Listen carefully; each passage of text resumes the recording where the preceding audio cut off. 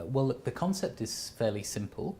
Deregulation means that universities will no longer have a cap on the amount of money that they can charge to students for their education. In practice, it's actually quite a complicated set of arrangements.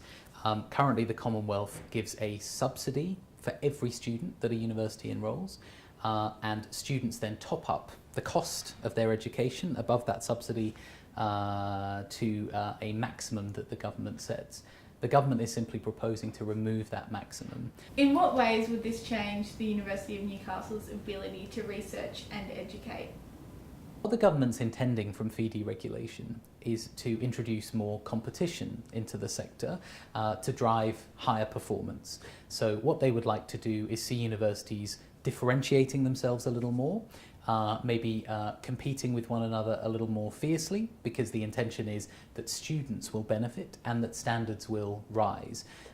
They would like to widen access to Commonwealth-supported places, so that's the part of the sector where the government will pay a portion of the student's fee as a subsidy.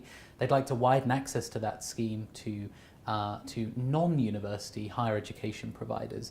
What would the wider impacts of this change be on both Newcastle and Australia as a whole?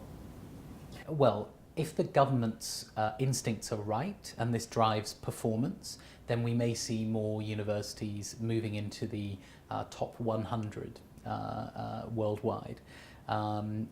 If some of the speculation from some of the opponents of deregulation are right, what we may instead see is a small number of universities becoming very elite universities, able to charge higher fees, and we may see a larger number of non-elite universities, but still very important universities in their own rights, very important to their regions.